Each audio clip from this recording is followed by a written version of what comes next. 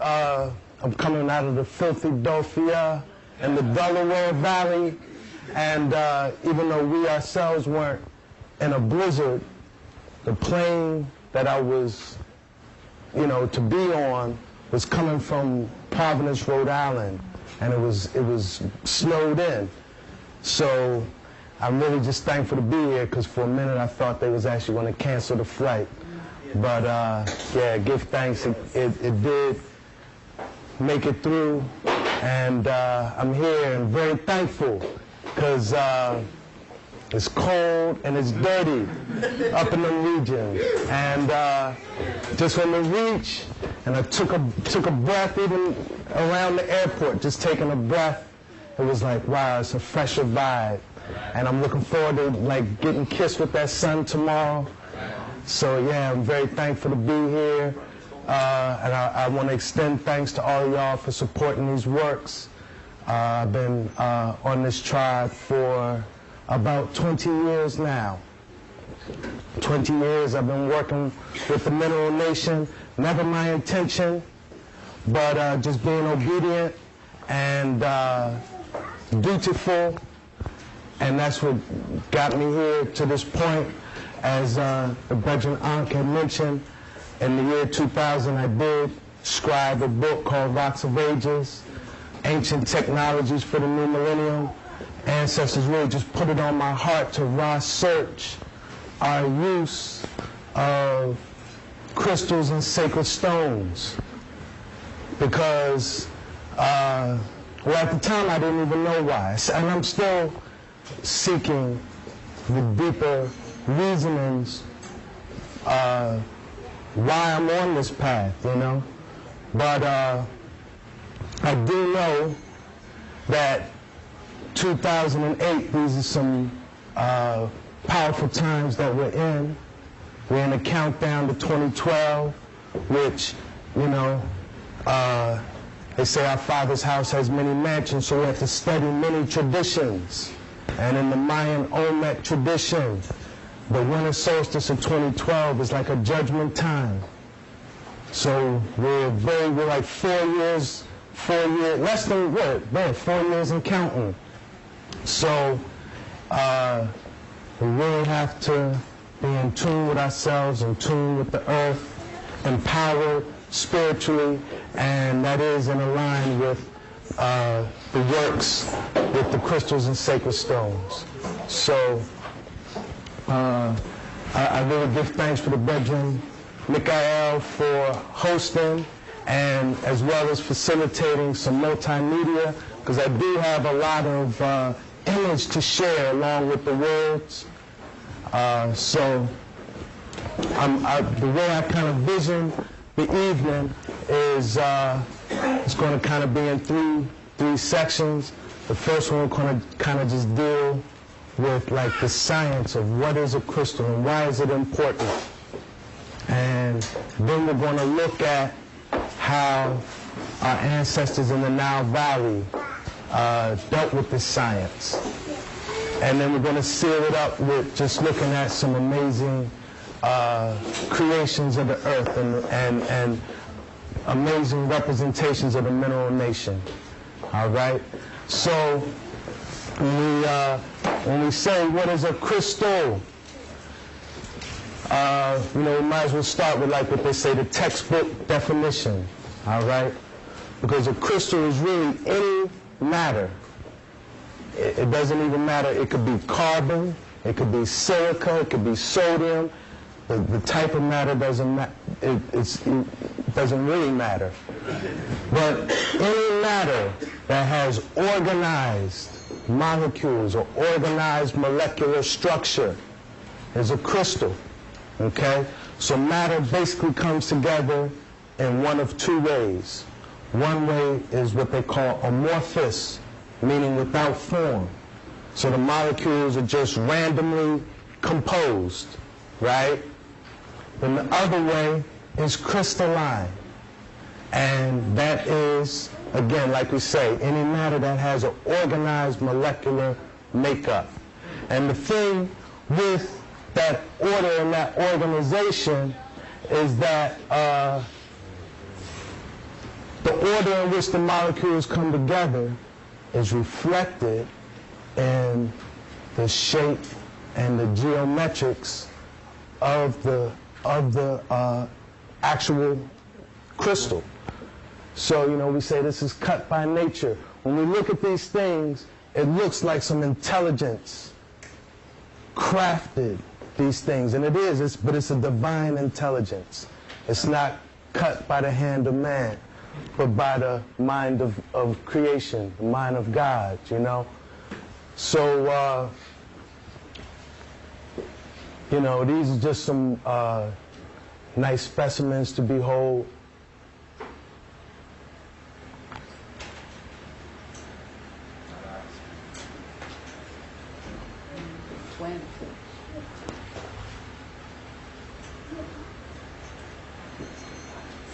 And here's an example of this molecular structure that we was talking about. So up top is an example of how you might find molecules in an arranged, organized pattern. Here you have them just randomly distributed. And let's reason on a couple of examples in nature real quick. One I like to reason on is water, because water freezes in two ways. Ice, which is amorphous, all right? So now, when we freeze ice, the molecules don't arrange or organize themselves. So it's amorphous, without form. So what form does the ice take? Whatever vessel we put it in when we freeze it, right? The other way water freezes is what? A snowflake, all right? And a snowflake, when you think of a snowflake, you see a snowflake has symmetry, right? So what's on the left side is on the right side, what's on the top is on the bottom. It has balance, and you see the order and the structure of the way those molecules coming together reflected in the entire snowflake, right? So, but however, when we talk, like when you say crystal, right, more often than not, what people are speaking on is what's called quartz crystal, right? For a couple of reasons. One is what it's made up of, silica and oxygen, silica dioxide. And silica is one of the most abundant elements in the Earth's crust. 32% of the Earth's crust, 1/3 of the Earth's crust is made of silica. So y'all are in a silica-rich region. What's silica-rich down here? Sand. The sand, absolutely. So because silica is in abundance, quartz is in an abundance. So more often than not, when people speak of crystal, this is what they're speaking of, all right? But this is the crystalline form of silica dioxide. What's the amorphous form of silica dioxide? And we see it and use it daily, multiple times throughout the day. Glass. Glass. So glass is to ice as a snowflake is to quartz crystal, you know? Whereas glass, you can melt down, you can melt the sand and form it in any shape you need. You can make it a windshield, a glass of water, whatever you want to shape that glass into, you can, just as if it was ice. But quartz will usually only grow a certain way. It'll grow hexagonal. It'll have a six-sided nature to its body, and it'll always come to a peak or a termination, okay? Just like a snowflake will always have his, you know, and just like every crystal is different, you'll never find the same, you'll never find an identical crystal, the same way you'll never find an identical snowflake, but they all still are formed by the same omniversal laws. And so they all have an affinity and likeness with one another. Yeah, here's some more examples of like how random molecules may appear versus organized molecules, you know? But now, why is this important? Why is it important? Why, you know, so what? The molecules are organized. Organized, and just, we know within ourselves, when we are organized, we're a force to reckon with. When we're disorganized, we have no energy potential. We can't do nothing. We're in a state of chaos. So the same way on a human level is the same way on a molecular level. That when you have molecules that come together in an organized way, it gives that crystal energy potential. So when you see this, molecularly, this is what you're looking at. And that gives this energy potential. All right? And when we say energy potential, what we mean is that crystals can either generate, transmit, conduct, or broadcast either radiant energy, which is like light, radio waves, any energy that's going to move, or electromagnetic energy, something that is like a current that's going to run through power lines. So that's why crystals are important. Okay?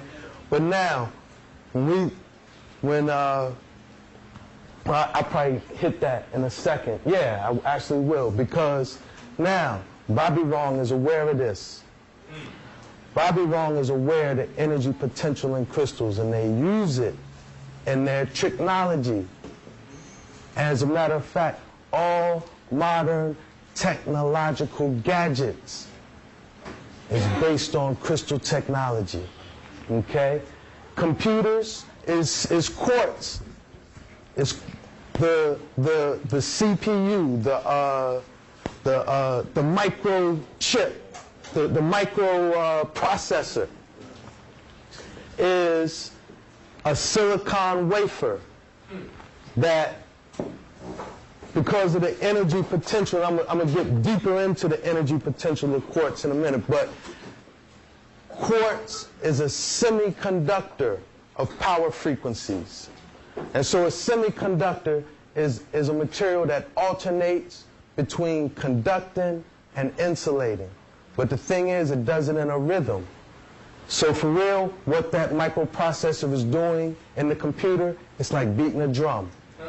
It's like playing a drum. It's a certain rhythm. And that's what they call the binary code. On, off, on, off, on, off. But it's doing it like 1,000,000 times a second. Or if it's a gigahertz processor, it's beating at 1,000,000 times. Okay, 1,000,000,000,000 times a second. And they organize those rhythms. They organize the rhythms in bits and bytes. So in groups of 8, they block the beats in groups of 8. So like a off, off, off, on, off might mean something in binary code, you know? And that's how they set up the computer. Lasers, when you see that red light in the CD players and the laser pointers, yeah, that's a ruby crystal. That's a ruby crystal that they're using to organize the light. Because ruby crystal, when you pass light through the ruby crystal, it'll organize the light.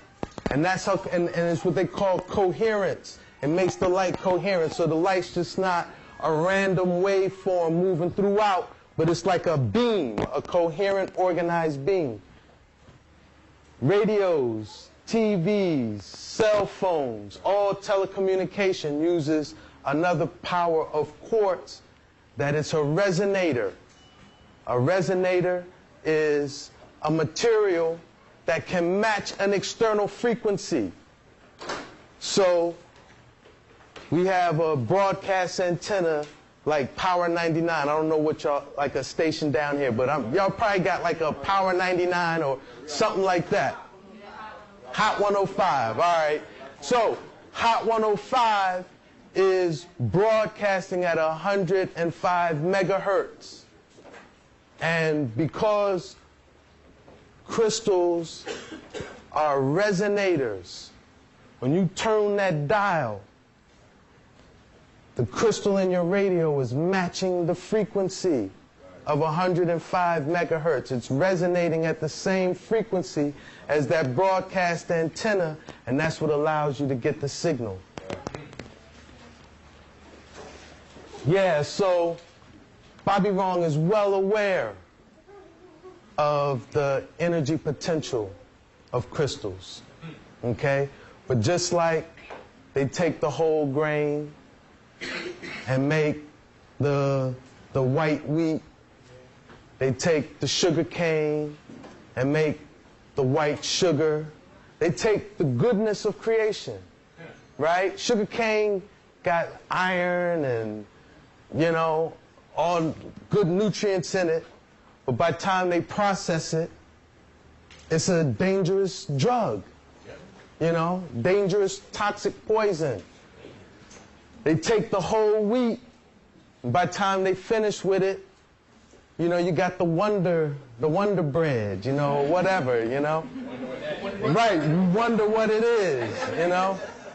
But, so just how they denature and toxify food is the same way they denature and toxify these crystal technologies. I'm saying, and let me take my cell phone off my person, because yeah, these things more time are toxic for us. The energy, the frequencies that these things resonate with are not good for our spirit, not good for our mind, not good for our body over time, you know. So just like you can't deal the white bread and the white sugar, and you got to deal the whole grain and the molasses, same way. If we're going to deal with technologies, we need to deal with the natural technology of using the crystals in their natural state and mastering the vibrations within us. And why is it important to master the vibrations within us and around us? Because everything in creation is vibration. It doesn't matter if it's the highest, fastest moving cosmic radiation or the densest, heaviest form of matter you can imagine. When you look at it at its essential nature, it's a vibrational frequency. And we are vibrational frequencies, you know? And if you're not in control of your vibrations, you're not in control of your reality. And scriptures say this is not a battle of flesh and blood, but of spiritual wickedness in high and low places. And that's what this is speaking to. That when you really look at the ultimate levels of control, they got to control the frequency. And when you look at an ultimate level of liberation or free mind, you have to deal with the frequency same way.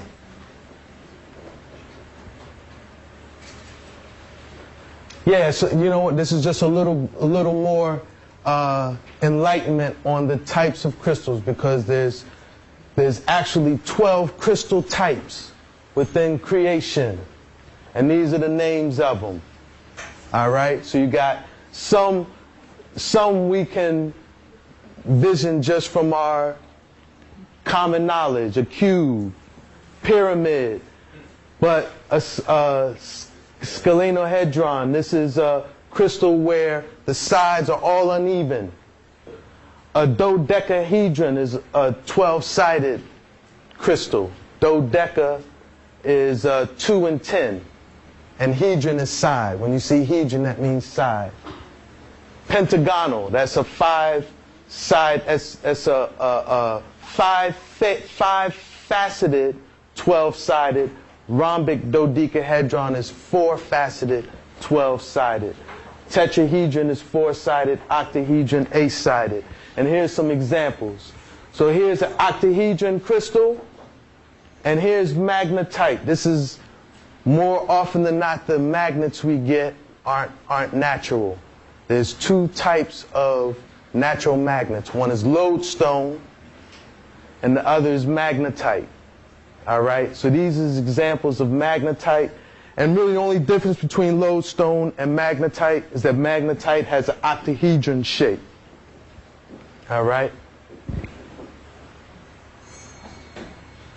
These are different examples of calcite that manifest some of those other forms. So here's a rhombohedron, and here's a scalenohedron. And all of these forms are calcite. Calcite is basically calcium, carbon, and oxygen, and it manifests in a wide variety of colors and crystal forms. Six-sided pyramid is what quartz grows in, but also your stones like emeralds and your beryls. Aquamarine, topaz. Tourmaline. That's a good question. I'm not sure if tourmaline is six-sided. I'm not really sure. Yeah, now some crystals are very mysterious. There's an celestial quartz, and you can see the face of the African imprinted with the locks, the eyes, nose, mouth, beard. So some crystals are very mysterious. Here's a crystal that has, it's almost like a Star of David frequency, where the big facet is a trinity facing up, and it has a next trinity going the other way. And here's a crystal with amazing inner worlds and a little parallelogram on it. Yeah. So yeah, can we like just minimize that for a second? Tune the light. Yeah. So. You say you're gonna turn off? Or? Yeah. If we could just blacken it for a minute. So this is just like a good introduction as far as like the science of what is a crystal and why is it important for us to deal with, you know? But we as African people, we have a long tradition of working with the crystals. And we talked about that energy potential that crystals have. And I'm going to go more in depth in it, but generally speaking, what you could say about quartz crystal is that it's a multi-spectrum energy manipulator, meaning that quartz, there's several forms of energy. You know, you got the electromagnetic spectrum, that the highest frequencies in that spectrum are like cosmic, gamma rays, then you got X-rays, ultraviolet light, optical light, infrared light, which is heat, and then, you know, it moves on down in the power frequencies, magnetism, and then it actually moves down into the sound and the sonic range, right? But almost every level of that spectrum, quartz does something with that energy. Okay, so it's it deals with a lot of different frequencies. And why is that important for us? Is, remember we said everything in creation is vibration. And it seems like within creation, the Creator made certain materials that have that power to be able to manipulate and deal and transform a wide spectrum of energies. One of those materials is chlorophyll. Okay? Chlorophyll. And what is chlorophyll? Chlorophyll is green pigment of the plant. It's what empowers the plant to be able to take light from the sun and transform it into nutrition for its body, and in turn bless the ecosystem that it's a part of. Okay? Another one of those materials is melanin. Chlorophyll is to the plant that melanin is to the human. And melanin, okay, it's our pigment, right, that gives us the ability to take radiant energy from the sun, transform it into nourishment for our body. It's what allows us to take sound vibrations, right? Because when we lick the drum, when we chant the song, don't we feel it? Doesn't it nourish us? Right. So it allows us to take that sound energy and transform it into nourishment of our body. Right? So we got chlorophyll, we got melanin, and then the next one is quartz crystal. Chlorophyll is to the plant that melanin is to the human, that quartz crystal is for the earth as a whole. All right? So, there's a principle, another principle within creation that's called synergy. Synergy. All right? Syn means, I know it means a lot of things, but in this sense it's S-Y-N. And it means together.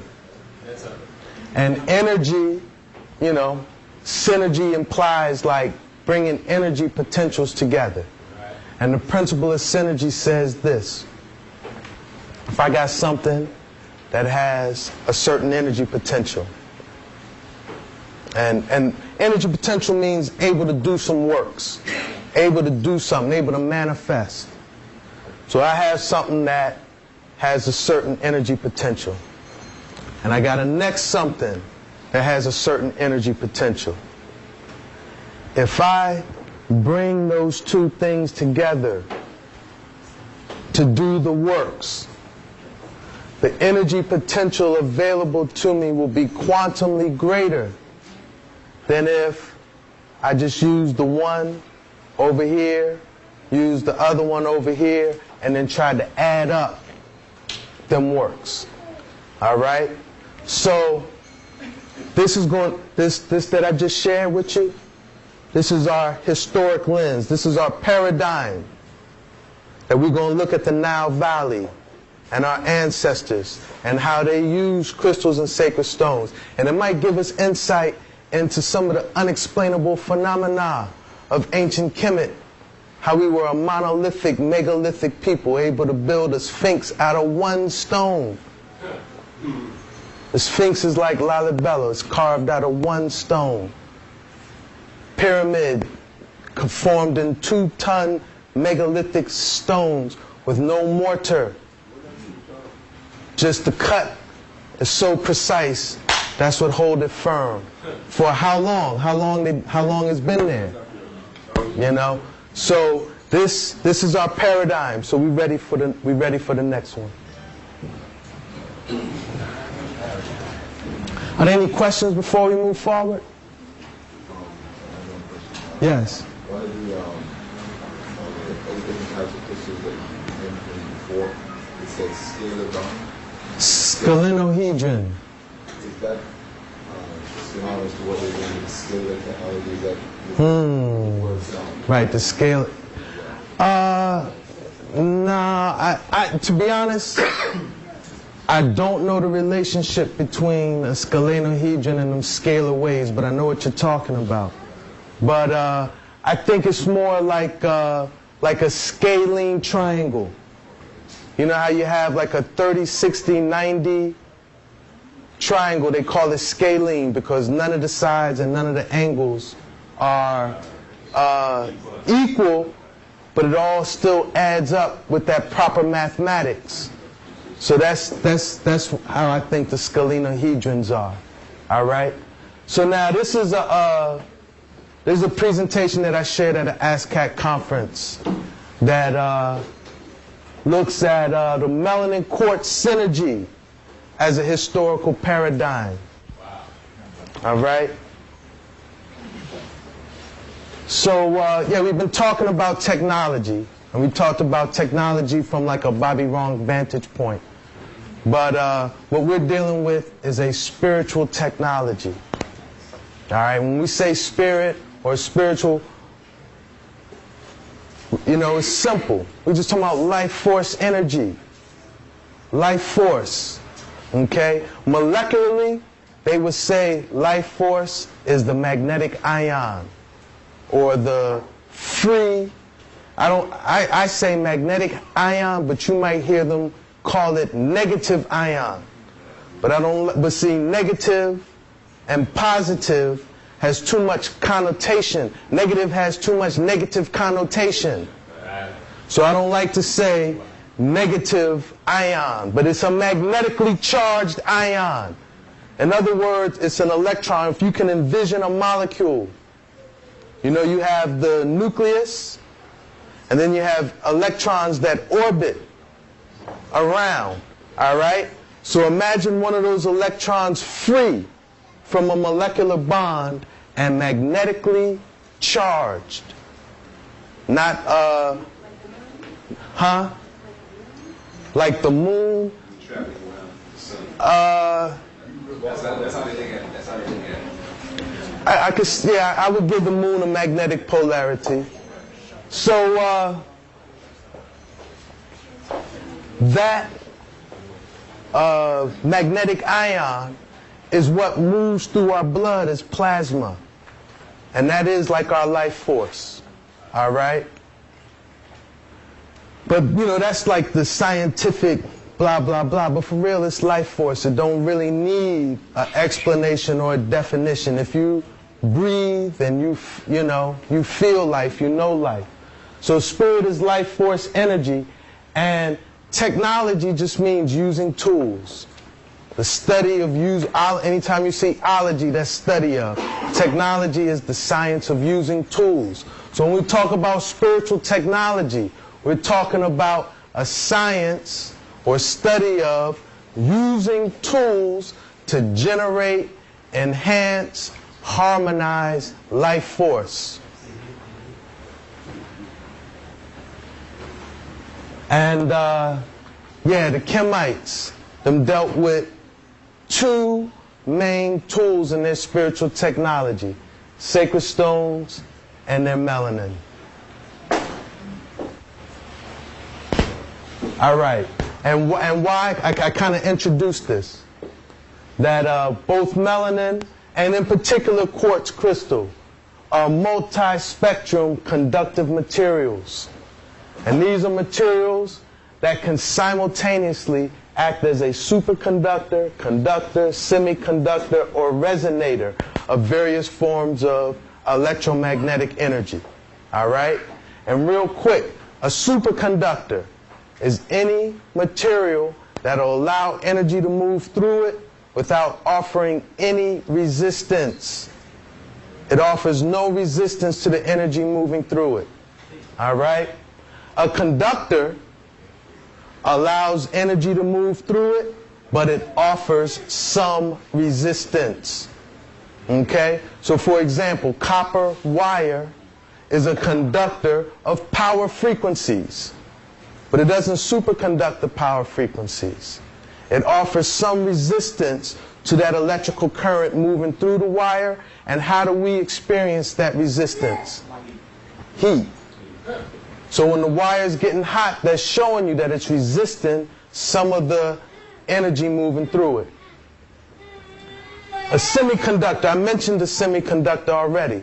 A semiconductor is a material that will alternate between conducting and insulating. And more often than not, semiconductors will do that. They'll do that alternation in a unalterable rhythmic pattern. Okay? And then a resonator. I mentioned a resonator. A resonator is a material that'll match an external frequency and hold that same frequency as the external frequency and resonate with it. Okay? So now, here's a compare and contrast of quartz and melanin as these multi-spectrum conductors.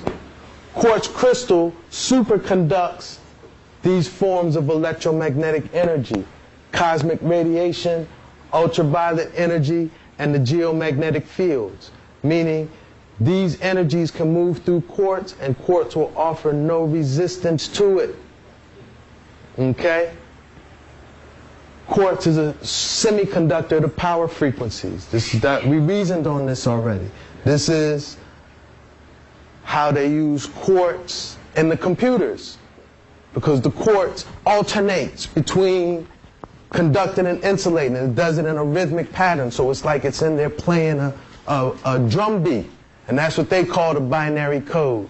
And they inform that binary code, give them different beats, certain meaning, and that's how you get that whole computer technology. Quartz crystal is a conductor of visible light and heat. So it allows these things to move through it, but it offers some resistance. When quartz crystal offers resistance to visible light going through it, how do we experience that? Reflection. Yeah, absolutely. A prism. Well, when light moves through a prism, what does it do? It refracts and becomes rainbows, and we see the different colors. All right? And, yeah, infrared is heat, and quartz is a resonator of radio waves. We reasoned on this. All right? That's how we can tune in to Power 105. All right? So now let's compare that with melanin. Melanin superconducts all of these forms of radiation. Cosmic radiation, ultraviolet radiation, infrared, microwaves, radio waves, and geomagnetic energy. Okay? Melanin semiconducts sound and heat energy. Melanin conducts the body's ionic charge, or its life force, that magnetic ion that we was reasoning on. And melanin is a resonator of visible light. Why is that important? If melanin resonates with visible light, what quality of melanin does that give it? It's color. It's color. All right? All right, we reasoned on this. We reasoned on synergy. That, you know, I got my melanin, right? So I just, by birthright, the Most High has blessed me with the potential to do certain works. But when I combine that potential with the potential of crystals, and particularly quartz, the potential that I have is quantumly greater than if I was just dealing with my melanin on the solo.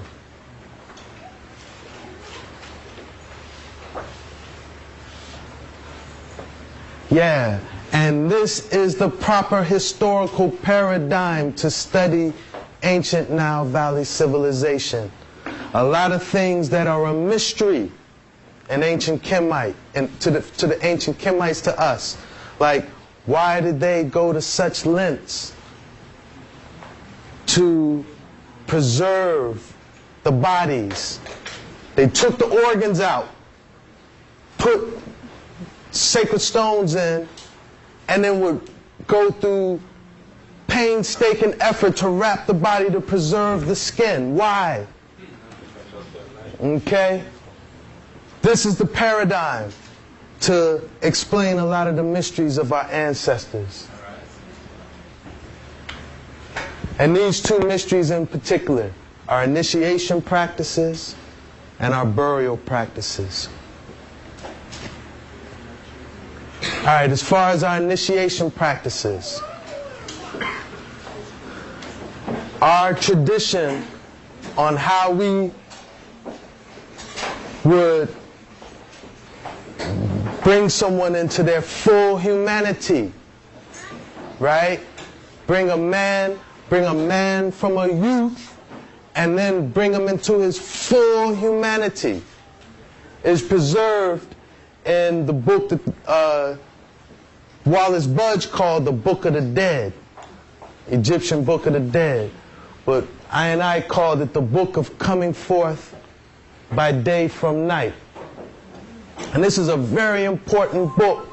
And this melanin quartz paradigm, this melanin quartz synergy, is the proper way to interpret the Book of Coming Forth by Day. Because the way that book is set up, each chapter is a prayer.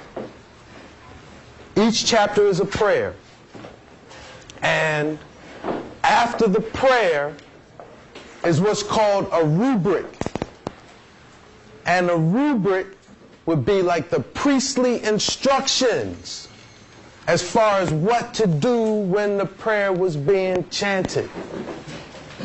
And more often than not, these were the rites that we would do to bring someone into their full humanity.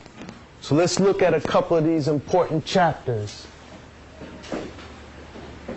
Okay, this is just explaining the setup of the book. Yeah, so this is one chapter of transformation into a god. And this is how it reads. I have taken possession of the Uraret crown. Ma'at is in my body. Her mouth is of turquoise and rock crystal. My homestead is among the furrows, which is lapis lazuli. So when I read, Ma'at is in my body, her mouth is turquoise and rock crystal, what does that tell me? That tells me they were implanting crystals into the body and using these as vehicles through which they could commune with the natural order of creation. And now let's meditate on who Ma'at is and what she represented. Ma'at embodied truth, justice, righteousness, harmony, and order. Ma'at is universal order, right? She's omniversal order. And the beauty of order, if you in order, and the judgment that comes if you out of order. So that's what Ma'at embodied, right? So, what better instrument, what better thing to have to allow Ma'at to speak to you and speak, through, other than a crystal. Why? Because what do we say a crystal is? Anything with what? An organized molecular structure.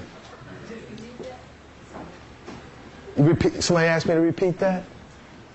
A crystal is anything that has an organized molecular structure. Anything where the molecules are in order is a crystal. Okay? And remember that turquoise. We're going to reason deeper on the turquoise and the melanin connection in a minute. All right, here's another chapter. A buckle of carnelian. This is, do I got some carnelian? I got a carnelian bracelet. Carnelian, this was called the blood of Osset in the Nile Valley. This was the blood of Osset. And it's basically silica, oxygen, and iron. But this is how this chapter reads. The triumphant Asar Anu says, the blood of Osset, the enchantments of Osset, the power of Osset are a protection of this chief, and it destroys what I abhor. And the rubric or the priestly instructions that followed this chapter. This chapter shall be said over a buckle of red jasper, which has been dipped in water of oncom flowers and inlaid with sycamore wood, and has been placed on the neck of the shining one. That's what they called one who was going through the initiation, a shining one. If this chapter be inscribed upon it, shall become the power of Osset, and it shall protect him. And Haru, the son of Oshet, shall rejoice when he sees it. No way shall be impassable to him. And one hand shall extend on to heaven, and the other on to earth. If this chapter be known, he shall be among those who follow Asar un-Nefer triumphant. The gates of the underworld shall be opened unto him, and the homestead shall be given unto him, together with the wheat and the barley, and the second Aru. And the followers of Haru who reap therein shall proclaim his name as one of the gods who are therein. Okay?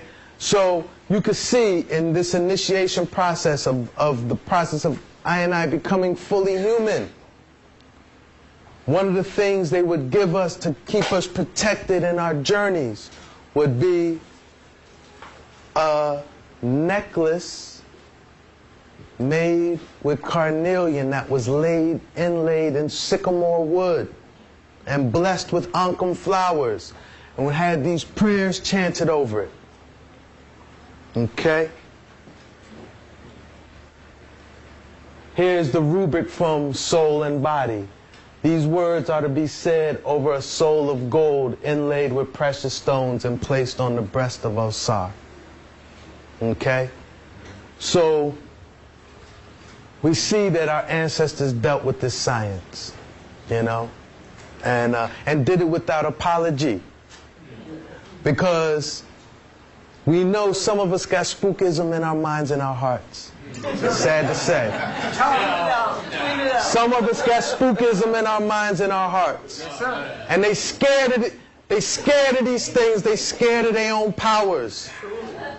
Because Bobby Wrong tell us to be good Christians, we can't deal with these things. You know? This is right. Here's some examples of how the Kemites adorn themselves. This is an image of Nekbet, fashioned in gold and carnelian and turquoise and different quartz. This is an image of Ra Herukuti with gold, lapis, carnelian, and turquoise. And remember lapis, remember turquoise, because we're going to reason on these things in a minute. This is an arc of gold inlaid with lapis and feldspar, which is basically moonstone, supporting a crescent and disc of electrum, which is a blend of gold and silver. Okay? And that was, the Kemites actually valued silver more than gold. And usually when they used silver, they actually used gold as like the alloy to blend it up. And that metal was called electrum. And electrum, so we know it's powers. You know? The chain is made of beads of carnelian, moonstone, lapis, and gold. The beads you see going up. This is a powerful amulet right here. I study this enough time. It's fashioned out of gold inlaid with carnelian, lapis, calcite, and turquoise. And this crescent is of pure silver. The crescent, the highest crescent. All of these was found in Tutankhamun's burial chamber. All right? The boy king of the 18th dynasty.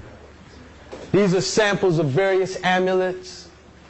Onyx was another stone used in the Nile Valley. Ivory.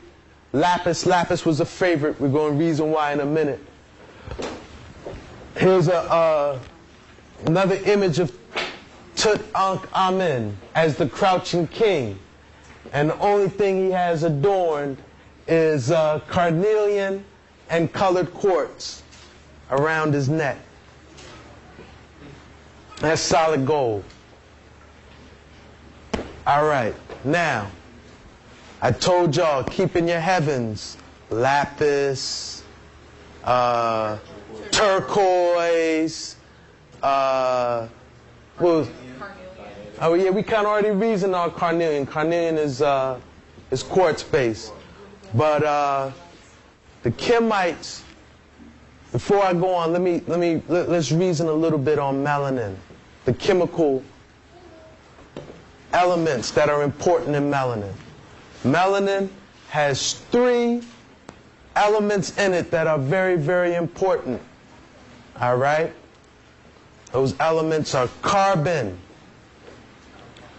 copper, and sulfur.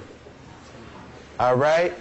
And there's enough brethren who are like melanin scientists. One in particular, Carol Barnes. And what's the elder mommy? The elder mommy. Francis Cress Wilson. Give thanks. And they really studied melanin in a fullness. All right? And even the brethren, is the next brethren. Richard King? Yeah, Richard King, but there's a next brethren, I want to say he's out of Ohio, and I can't recall his name. But this brethren studied the chemical differentiation of melanin based on those 3 elements that I just mentioned, and said there's actually 3 types of melanin. Okay, the first is called eumelanin, EU melanin, which basically just means real melanin or true melanin. And that's a copper-based melanin, carbon-based melanin. That is the carbon-based melanin. And it's characterized by the rich blackness in the pigment. Okay? And so that eumelanin, carbon is the predominant element.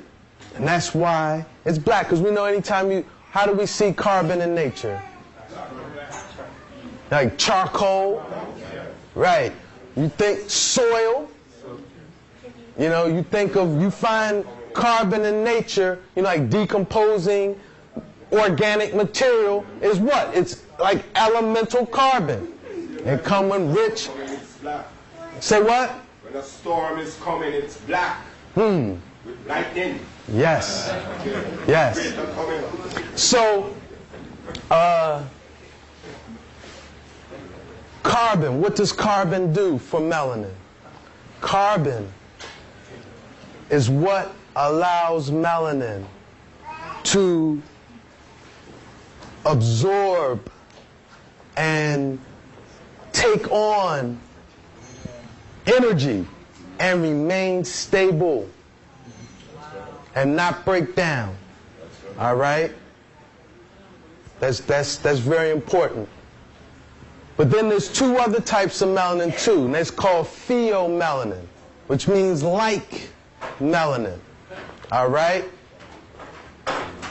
And one is copper-based.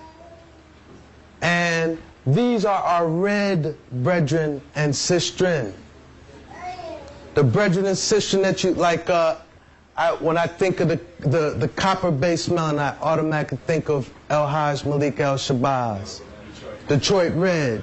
How the man had red hair and a red tint. You know what them call it? Copper tone. Right?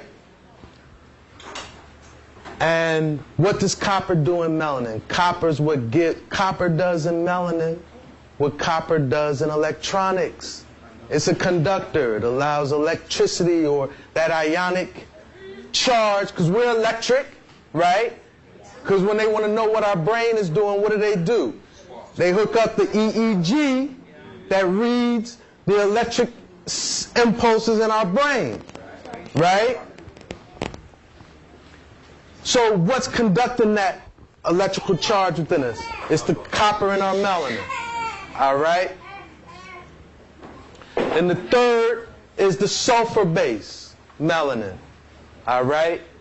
And these are our golden and our yellow brethren and sistren, okay? And what does sulfur do in our melanin? Sulfur is the heat regulator of the body, okay? Any spicy food, onion, garlic, pepper, high sulfur content, all right? And you know what them say about we is true. When we come together, we generate heat. Why? Because we have sulfur in us. All right? And, but now, each one of these melanins has its, like, positive attributes and its challenges, right? For example,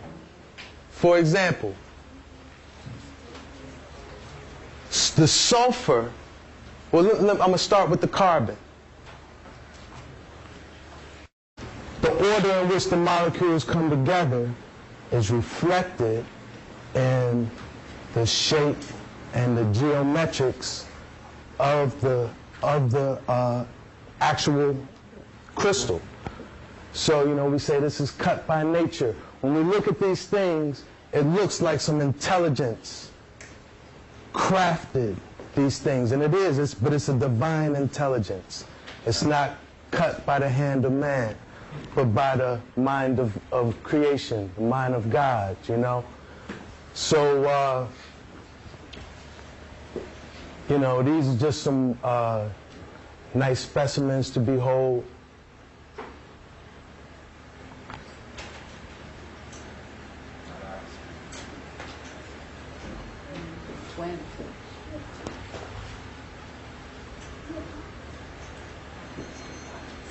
And here's an example of this molecular structure that we was talking about.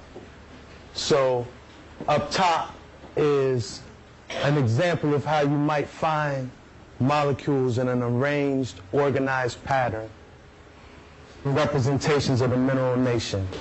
All right? So when we say what is a crystal, you know, we might as well start with like what they say, the textbook definition, all right? Because a crystal is really any matter. It doesn't even matter. It could be carbon, it could be silica, it could be sodium.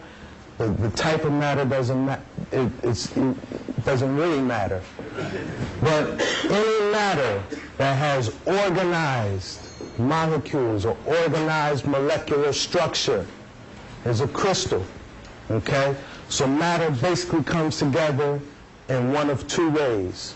One way is what they call amorphous, meaning without form. So the molecules are just randomly composed, right?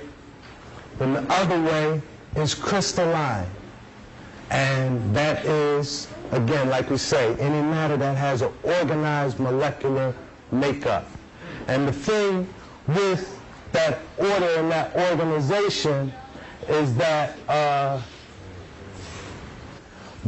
just being obedient and dutiful, and that's what got me here to this point. As the Brethren Ankh had mentioned, in the year 2000 I did scribe a book called Rocks of Ages, Ancient Technologies for the New Millennium. Ancestors really just put it on my heart to research our use of crystals and sacred stones. Because, well, at the time I didn't even know why. And I'm still seeking the deeper reasonings why I'm on this path, you know. But I do know that 2008, these are some powerful times that we're in.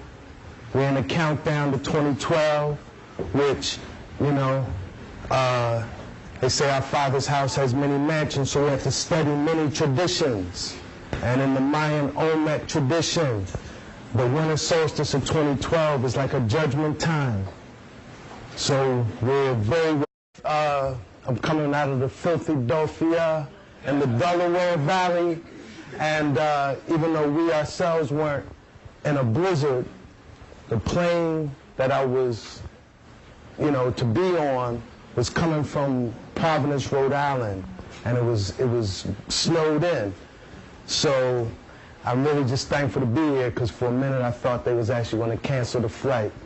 But yeah, give thanks. It did make it through, and I'm here and very thankful, because it's cold and it's dirty up in the region. And just when we reach, and I took a breath even around the airport, just taking a breath, it was like, wow, it's a fresher vibe. And I'm looking forward to like getting kissed with that sun tomorrow. So yeah, I'm very thankful to be here. And I want to extend thanks to all y'all for supporting these works. I've been on this tribe for about 20 years now. 20 years I've been working with the Mineral Nation. Never my intention. They're like 4 years, less than what? Man, 4 years and counting. So we really have to be in tune with ourselves, in tune with the earth, empowered spiritually, and that is in line with the works with the crystals and sacred stones. So I really give thanks for the brethren Mikael for hosting, and as well as facilitating some multimedia, because I do have a lot of image to share along with the words. So the way I kind of vision the evening is it's going to kind of be in three sections. The first one we're going to kind of just deal with like the science of what is a crystal and why is it important. And then we're going to look at how our ancestors in the Nile Valley dealt with this science. And then we're going to seal it up with just looking at some amazing creations of the earth and amazing